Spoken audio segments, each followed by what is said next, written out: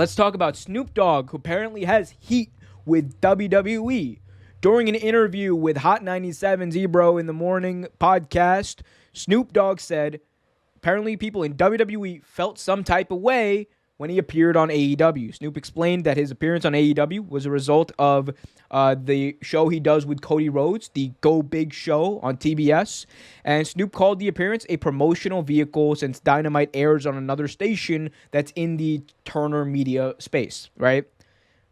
Despite WWE apparently being unhappy with him, Snoop said that they had reached out afterwards, and he said that, hey, funning with them, we got to push pause on your ass for a minute. It's a quote from Snoop Dogg. That's apparently how he felt conversing with WWE.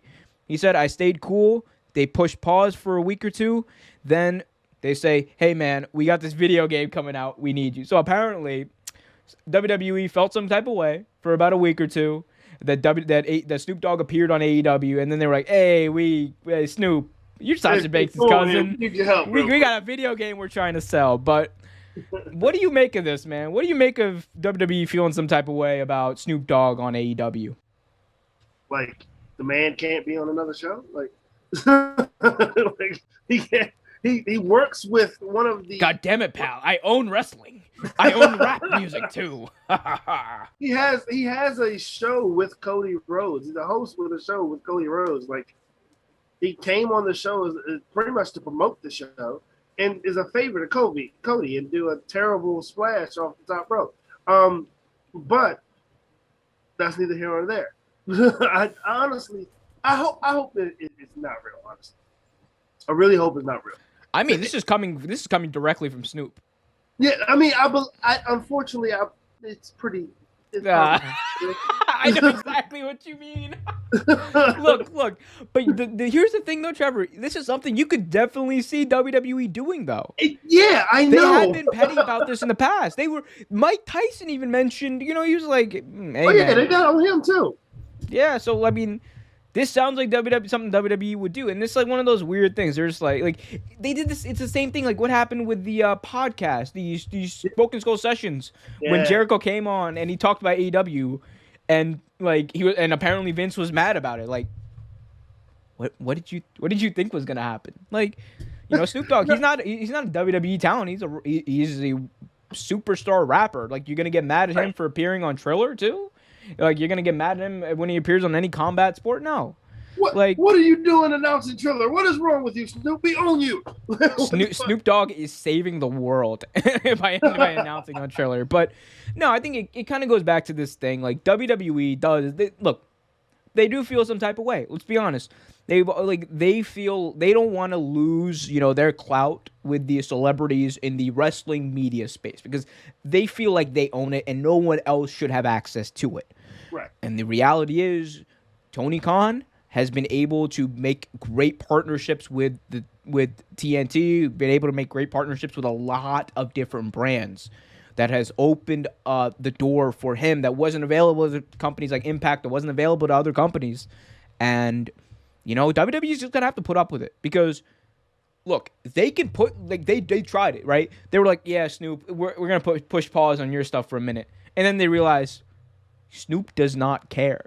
No. Mike Tyson does not care. Celebrities don't care because they're just going to go do them. So... they can hate it all they want, but his name 4 times. Mm-hmm. Like, Snoop doesn't care. Snoop is an icon. Snoop can get more money by snapping his fingers than he probably could from WWE at the moment. Like, it's just, I think it's sad because it's like you said, it's one of those, and I'll use different terminology. It's a God complex because for a very long time after they bought WCW out. And you had Impact. Impact was trying. Impact couldn't keep up. I mean, ROH was never really on TV like that. And when they were on TV, they only had snippets of matches, and they only had like an hour. So it wasn't the same thing. For a long time, WWE was competing against themselves. Like, so yeah, they are the bigger company the big company at the moment. But don't you realize, Vince, that if AEW does well, that means you guys do well because it's good for wrestling. Stuff like this is good for wrestling, not just good for your fucking pockets. It's good for wrestling. Stop trying to use money to control people and get out of your fucking feelings. Especially people you can't control. They're never gonna control Snoop Dogg. They're never Exactly. no one can control Snoop Dogg. Like that's just the fact that they thought pushing pause like on their relationship with Snoop Dogg would do anything. Like no, like that's no. And like, what are they gonna do? Like, hey, how in the world is WWE gonna put any pressure on Snoop Dogg? What are they gonna do? Oh, stop Sasha Banks' push?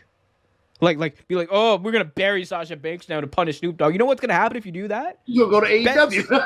Sasha's gonna leave and go to AEW, and then you're gonna the one of the arguably the best, no, forget this, a top 5 superstar, a top 5 wrestler in your company is gonna leave and be bitter with you. Like, so they have nothing to hang over Snoop because they're not gonna do that. They're not gonna risk losing Sasha Banks. So they got nothing to hang over him. He's gonna be like, whatever, man. Like, look, the wrestling thing is cool. I do it. Like, doesn't matter. Like, I think it's, look, again, it's just them kind of coming to terms with the fact that they're not the only player in town anymore, and it worries them. That's what it is. Yeah. They are worried about it.